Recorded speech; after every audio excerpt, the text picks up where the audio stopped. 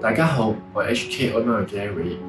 好多嚟到中心嘅客人咧，或多或少都有磨牙嘅情況。而佢哋磨牙嘅時候咧，大多數都係夜晚瞓覺嗰陣。引致磨牙嘅原因有好多，其中一種解釋係磨牙其實係一種身體求救嘅信號。當我哋瞓喺度嘅時候，條脷會因為地心吸力而向後跌，阻塞氣道。氣道阻塞會令我哋吸入嘅氧氣量減少。當腦部感覺到缺氧嘅時候，會本能地作出反應，將下顎褪前，嘗試擴闊氣道，所以就會出現磨牙嘅情況啦。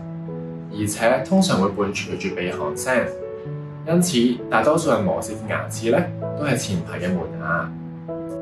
而多數會磨牙嘅客人佢哋平時嘅 all resting posture 都係唔好嘅。即係話佢哋條脷冇貼住上顎，平放咗落嚟，甚至用口呼吸等等，而且通常會伴隨住錯誤嘅吞嚥模式，例如係吞嚥嘅時候條脷向前頂出嚟，所以佢哋平時好少真係有運用到條脷嘅肌肉，瞓低嘅時候就比較容易向後跌啦。而平時唔好嘅 all resting posture 會令到嘅下顎越嚟越厚，令到牙骹裏邊嘅軟骨前移嘅機會增加。詳情可以睇翻我哋之前有關 all resting posture 同埋用口呼吸嘅片。如果大家想獲取更加多關於 TMJD 嘅資訊，記得 subscribe 我哋 channel 啦。我哋下次見啦，拜拜。